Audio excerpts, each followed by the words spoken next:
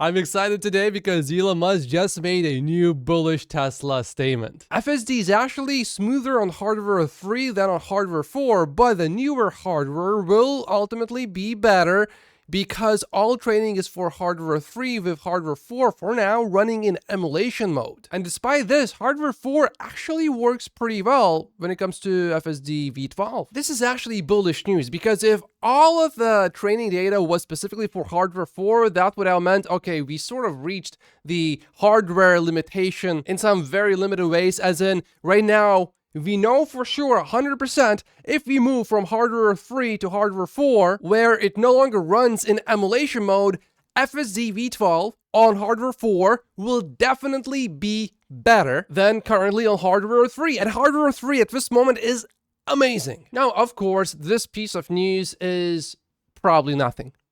Just like this drive is probably absolutely nothing in a sense of what it means for FSD. Definitely ignore this person being so amazed that he had to invent a new word, amazeballs. He had a 45-minute drive here from the heart of Montreal Island to St.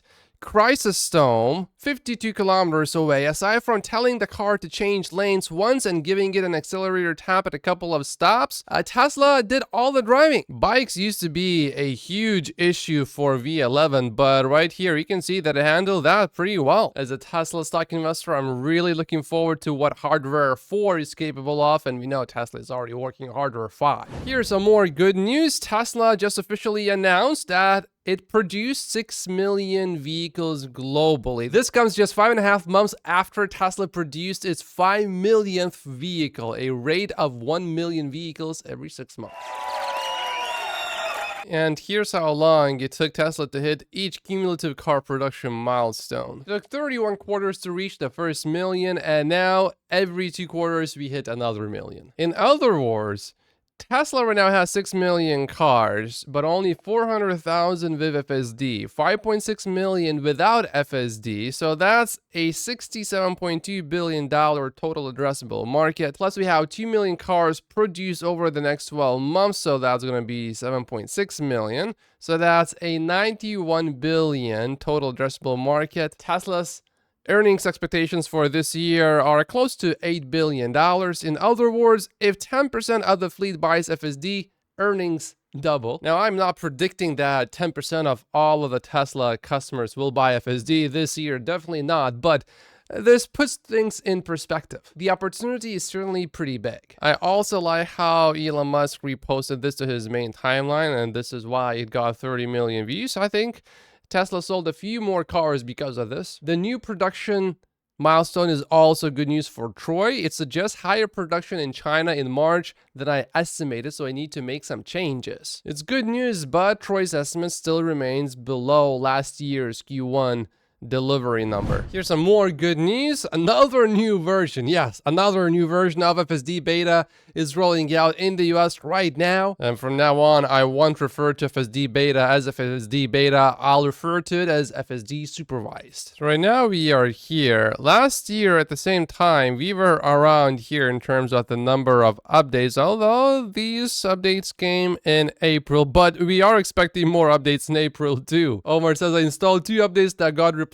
before I ever even got in my car. Tesla no longer requires you to consent to having image data associated with your VIN when using FSD in 12.3.3. This is the old message and this is the new message. So Tesla removed this whole section, and to me what this means is, number one, because it is supervised FSD, naturally that implies that Tesla has less responsibility, but also to me it implies that Tesla has more confidence in the new system, because Tesla could still easily keep this here. It doesn't hurt anything really, but it decided not to have it there anymore. I mean, all it did before was, by enabling FSD beta, I consent to Tesla's collection of VIN associated image data from the vehicle's external cameras and cabin camera in the occurrence of a serious safety risk or a safety event like a collision, irrespective of my data sharing preferences, which protects Tesla. So why would Tesla remove that and increase its liability? This is slightly bullish for FSD. I just noticed this. Hallmark's catalogs. Supervised. At least once a day, Omar makes me laugh. All mentions of FSD beta have been scrubbed from the vehicle software. Now it says supervised instead of beta. Hilariously, 8-year-old auto steer is still in beta. Someone tried the newest version and says that it is better than the last version of FSD, a lot better. There's further confirmation from Rohan Patel that FSD subscriptions in Canada will be ready before the 30-day trial ends. Rohan is encouraging everyone and their families to try the 30-day free trial of supervised FSD. But how can I try it if I don't have V12 yet? I'm a bit jealous. So some people that have not purchased FSD are getting free trials in Canada, and I'm still on V11. As an investor, I'm not upset at all, but as a consumer, I'm a bit irritated. Remember that tomorrow is April Fool's, and Tesla did promise to increase the price of the Model Y in the US by $1,000 tomorrow, but if it does not follow through, April Fool's. So I wouldn't be really blaming Tesla for not following through. I assume Tesla will increase the price though. Troy is trying to lower everyone's expectations by saying that Q1 is typically the slowest quarter and this year is going to be no different. James shared his Q1 delivery estimate is between 415 and 420,000. I think he's not going to be far off. I think that sounds not really wrong. Here's someone who used FSD free trial. I have no words. Holy moly. Jumped fully in, let it drive home to someone else's home, 25 minutes, 2 freeways, no intervention whatsoever other than choosing the parking spot. Truly a mind-blowing experience. We will probably see a lot of those. Matthew agrees it is mind-blowing. The final boss, the monorail, has been defeated, he says. No previous version ever successfully defeated the monorail. Here we go. I'm ready to take over. So let's see what happens. It's asking. Okay, this is this is good. So instead of getting in the right lane, it's come straight in the left lane. Holy, this has never happened before. It has passed the monorail test. Very first time I've tried it in FSD 12.3. Again, I've been trying this for a year and it's never come close to passing it, and it passed it. That's amazing. That is very, very cool. And he didn't just try once, he tried multiple times. Dylan Loomis from Electrified is a Tesla stock bull, but when it came to FSD, he never really got excited about it in the moment. He does think, and he always thought it would be solved eventually, but in the moment, he would be pretty reserved. That seemingly perhaps is changing now. If you are wondering how Tesla's new FSD version performs in a town with only a few Teslas here in total, so minimal training data available, on the East Coast, here it is. It just drove me to 7 different destinations across 3.5 hours of driving. 60% of it was in a moderate rainfall, and about 50% of it was streets my version of FSD V11 had never been on. 0 disengagements, 0. 3.5 hours. However, Dylan does note that it was not perfect. Here are some areas it can improve. Number 1, the auto speed is still a bit slow. There were many times I would set it to 5 over the limit, but it would continue to go a few miles per hour under the limit. Easy fix, use the accelerator pedal to get to the speed you want, and FSD would then typically keep it there. There was a right on a red arrow that it wasn't going to make. The sign said no right turn on red except for right lane, and we were in the right lane. But again, pressing the accelerator took us right through. There were 2 confusing lane changes that didn't make sense to me, but nothing dangerous. There were a few instances when it had a chance to go or make a turn, but out of caution, it waited, seemingly to creep a bit further forward, reassure itself, and then the next opening it would proceed. I would love to see the actual footage because maybe I would have slowed down too. I'm a pretty cautious driver, by the way. For context, V11 was essentially unusable for me, says Dylan. The way it handled stop signs and the overall hesitation jerkiness was just not comfortable nor enjoyable, which is why I mostly used it only on streets that I used V11 before, and I would know exactly where it would have issues. Occasionally, I would use it in places that I have never been to if I was not in a rush and if I was driving alone. But in familiar places, I would prefer to actually be on FSD on V11. So even in a town with minimal training data, V12 is undeniably a massive step forward. A quick aside, I can't imagine the excitement the autopilot and FSD team is experiencing right now. They are on the verge of doing something humanity has never done before. Not to discredit Waymo and others, but a geofenced solution is not even worth comparing to what Tesla has here with this end-to-end solution. Who knows when the markets will give Tesla credit for this? Quite frankly, as a long-term investor, I don't care. All I do know is that time is coming, and getting to buy Tesla stock at these levels feels like stealing. Rather than arguing about valuations though, don't forget to embrace the fact that we get to be generation that watches this technology unfold. Now for the final boss in my area on V11, this intersection was terrible. Approaching the stop sign, it would drift way too far left, blocking the lane for oncoming traffic. It would creep too far forward trying to get visibility, putting the front of the car into oncoming traffic, among other failures. Here's how V12 handled it the first time. I did not touch the accelerator at any point. I'm playing it at 2x speed because this seems pretty tough. It's gonna take... Oh, no. It's going? No, not yet. It's... Are we going forward here? This is not a place where I would want to drive. This is not quite as difficult as the Chuck's turn, I think. But it's not an easy one. So many cars. They just keep coming. FSD keeps creeping forward a little bit, but not too much. I don't think we can really go forward much more than where we are right now. So many cars too. Okay, it's going now. Here you go. Perfect. Wow, good. Let's go. First time ever. Again, missed one opportunity, but I'm safe. It could have already been a robotaxi in this instance. A robotaxi does not need to be perfect. It does not need to take every chance and opportunity to go. It just needs to be safe. Drive Tesla Canada just commented on V12. They finally got their FSD V12. It was able to complete 2 turns that it has never been able to do before, not even close, and it did them perfectly. And this is wonderful to see. This last week, I have been using Tesla FSD 12 on my model as almost 90% of the time. With FSD 11, my wife would usually get mad because it would sometimes suddenly slow down and act not human. These last few days, she doesn't even know I'm using it. I can't imagine where this is going to be in another year. Here's another Canadian driving.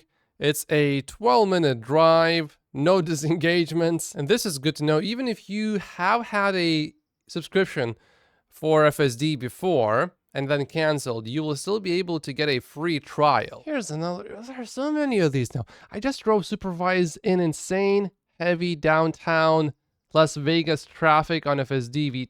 Robotaxis happening 100%. These are big words.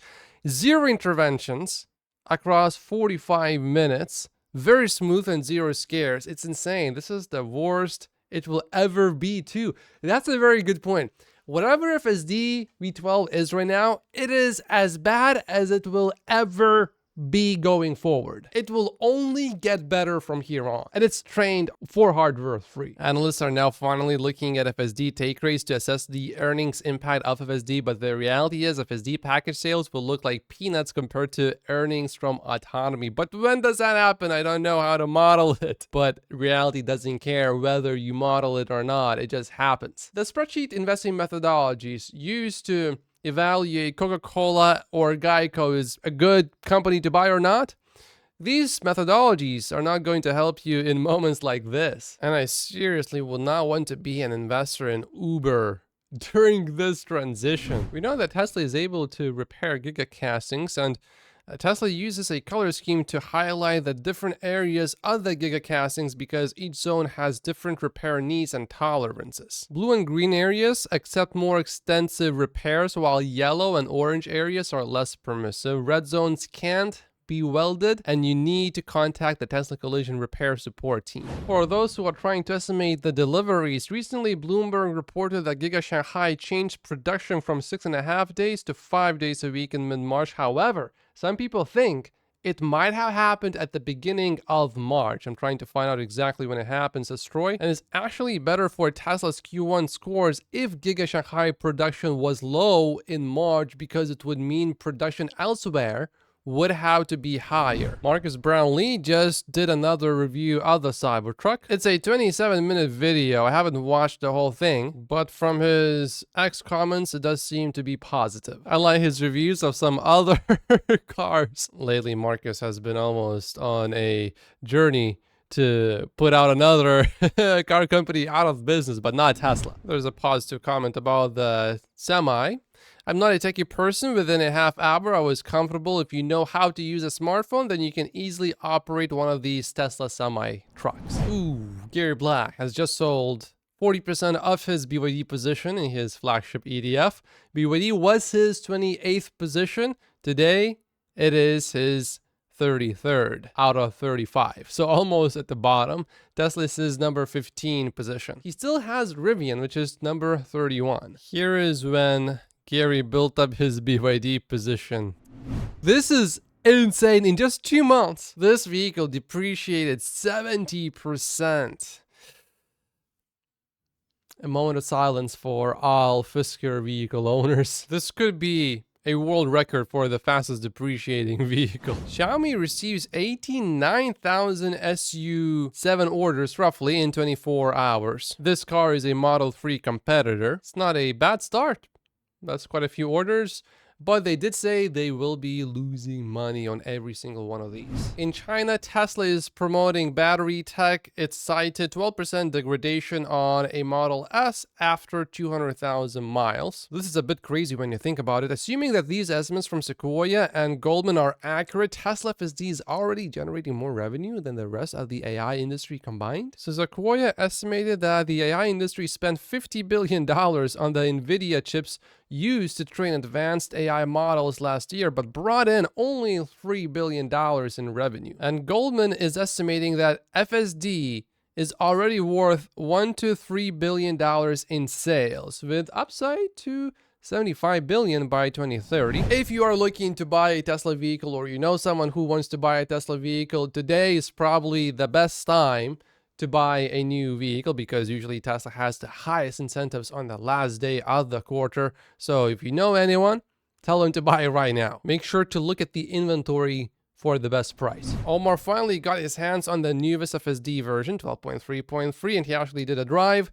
He says these are not that different, so his friend or acquaintance was getting overly excited about it, I guess. Well, maybe it worked for him, but not for Omar. In my first drive with the newest version in the rain last night, I had several safety critical takeovers, so may not be ready yet for a wide release. He just posted this as I'm recording, otherwise I would have put this in the very beginning. AJ has a few thoughts about what's going on at Tesla right now. Number one, Elon took money earmarked for Mexico and bought more compute. If that's what actually happened, it's not a bad thing, but Tesla has enough cash to do both at the same time if it really wanted to. So do I really buy that argument? Not fully. I think there's some truth in it though, perhaps. Number two, next generation vehicle with steering wheel is put on ice, maybe forever. I hope not. I'm a more conservative investor in a way, so I would not be a fan of that. Do it once it is abundantly clear that FSD is already working as well as a human driver could drive the car. Number 8, as Tesla's current fleet of 6 million vehicles increasingly adopts FSD and take rate on new vehicle sales increases, Tesla will be awash in cash and doesn't need to lower cost vehicle to drive volume growth. If Omar is still getting critical safety disengagements from time to time, even if they are not common, I don't want Tesla to focus just on robotaxis. Not yet. Although, look at what's happening here. This is very bullish for us Tesla stock investors. Based on what I have seen, I will be losing $200 a month.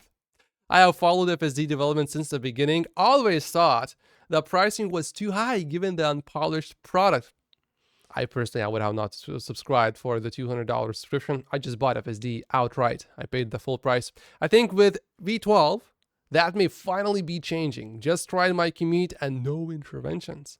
We'll need to test more. Free trial is great. Is AI going through a bubble? Friends that recently joined AI startups told me that while it looks shiny on the surface underneath, they were surprised by the expense. Comparing when I was writing an indie game for iOS back in 2008, the cost was a fraction of that since the only recurring expense was Apple developer account and the internet. The AI industry spent 17 times more on NVIDIA chips than it brought in revenue. Yeah, I think there will be many companies collapsing. I'm talking about startups. And by the way, that $50 billion spent, it's not like they brought back in $3 billion in profits. No. It's just revenue. So whatever you are doing, on top of that $50 billion, you still have employees to pay, you still have office expenses to pay, you still have all of these other expenses. No one got hurt here, and do not attempt anything like this, but these AI stocks, they sure are flying very high. I just don't think we can have a happy ending with a lot of these AI stocks like here. Even the heaviest Teslas don't spin like that. Oh, here's a reason why I wouldn't buy that new Xiaomi SU7 vehicle. With a Tesla vehicle, this would not happen. Not just because it is better designed as a vehicle, physically speaking, but the software would have prevented you to accelerate in a way that would have caused any of this. This is more a software problem than it is a hardware problem. I think this is a bullish statement for us Tesla stock investors. I just saw a Cybertruck in Fishers, and they look just as stupid as I thought they would. And now I won one. YouTube says you should watch this video next. Like and subscribe if you haven't yet. My name is Matt Postius, and I will see you in the next video. Thank you so much for watching.